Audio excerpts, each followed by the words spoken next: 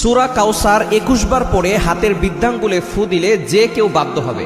আমরা অনেক সময় বিশেষ করে পিতামাতারা সন্তানকে বাধ্য করতে চান, অনেক সময় স্বামী স্ত্রীকে বাধ্য করতে চান, স্ত্রী স্বামীকে বাধ্য করতে চান। এই ধরনের হালাল কোনো কাজে যদি আপনি কাউকে বাধ্য করতে চান তাহলে আপনি অবশ্যই সূরা কাউসার আমলটা করতে পারবেন। মনে রাখবেন, সূরা কাউসার হচ্ছে ছোট্ট সূরা, কিন্তু এর ভিতরের ফজিলত অনেক বেশি। ছোট সূরার ভিতর অন্যতম একটি সূরা হচ্ছে সূরা কাউসার। এটা 30 নম্বর পারা, 23 নম্বর পৃষ্ঠার 12 নম্বর লাইন। সূরা পবিত্র কোরআনুল কারীমের 108 নম্বর সূরা হচ্ছে সূরাতুল কাউসার। কিভাবে আমল করবেন আমি আপনাকে বলে দিচ্ছি, মনে রাখবেন। শুরুতেই বলে দিচ্ছি, হারাম কোনো কাজে যদি আপনি এটা ব্যবহার করতে চান তাহলে কোনো কাজ হবে না, কারণ হালালের ভিতরে আরাম আছে, হারামে কোনো আরাম নাই। অনেকে গার্লফ্রেন্ডকে বাধ্য করার জন্য সূরা কাউসার আমল করলে কোনো লাভ হবে না।